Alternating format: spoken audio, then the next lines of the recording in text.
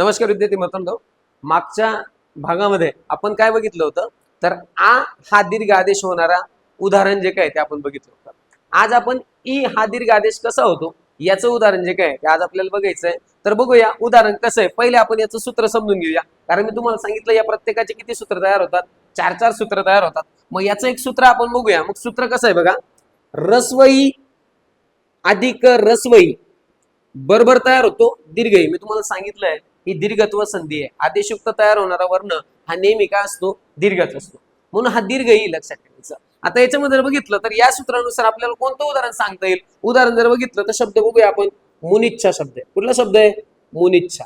आता बघा मुनिच्छा हा जो काही शब्द आहे, या मुनिच्छा शब्दाचा जर विग्रह आपण बघितला मित्रांनो, तर याचा विग्रह कसा होतो, तर याचा विग्रह जर आपण बघितला तर विग्रह होतो बघा, मुनी अधिक इच्छा, मुनी अधिक इच्छा असा याचा विग्रह होतो। आता याचा विग्रह असं झाला म्हणजे आपल्याला बघायचंय की पहिल्या पदातलं काय सांगितलंय, शेवटचं वर्ण, आणि दुसऱ्या पदातलं काय सांगितलंय, पहिलं वर्ण। मग इथं जर आपण बघितलं संधी तेच म्हणते काय पाहिजे, दोघी स्वर पाहिजे, कारण हा कशाचा प्रकार आहे, स्वर संधीचा प्रकार आहे।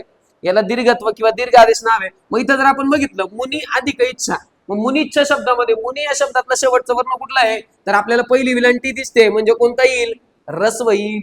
इथं जर आपण बघितलं तर ई आपल्याला दिसतोय, कोणता ई आहे, रस्व ई आहे।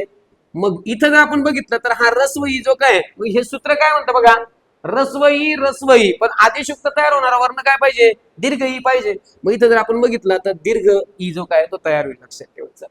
मग हा दीर्घ ई आपल्याला भेटला कसा, तर याला भेटायचं म्हणजे काय लागलं, इथला ई काढला आणि नी मधला ई काढून घेतला। हा नी मधला ई काढला म्हणजे न काय झाला दादा, नो अपूर्ण। हा न अपूर्ण झाला, अपूर्ण न आपण लिहून टाकला आणि आपल्याला जो काही भेटलेला ई आहे हा ई आपल्याला याच्यामध्ये मिक्स करायचा आहे। हा ई याच्यामध्ये मिक्स केला म्हणजे हा दीर्घ आहे का रस्व आहे दादा, नो, तर हा दीर्घ आहे। कोणता आहे, हा दीर्घ आहे। मग या न मध्ये दीर्घ ई जर मिक्स झाला तर याची विलांटी किती येईल, दुसरी विलांटी येईल। मग याची दुसरी विलांटी द्यायची आपल्याला, ही दुसरी विलांटी दिली आपण। हा नीला तयार करण्यासाठी आपल्याला कोणकोणत्या वर्णांना एकत्र आणावं लागलं, याला पण आणि याला पण। मग उरले किती वर्ण आपल्याकडे, पहिला मू उरला आणि नंतर छा उरला, मग तो पुढे लिहून टाका मू आणि शेवटी लिहा छा, शब्द तयार होतो मुनिच्छा। शब्द काय तयार होतो, मुनिच्छा। तर आता बघा दादांनो, अत्यंत सोपं आहे। या पद्धतीने जर तुम्ही सूत्रवाईज घेत गेलात तर तुमचा अभ्यास जास्त लक्षात राहतो, तुम्हाला संधी हा टॉपिक अवघड वाटत नाही। अशाच पुढच्या पार्टसाठी आपल्या चॅनलला लाईक करायला, फॉलो करायला आणि शेअर करायला विसरू नका। नमस्कार।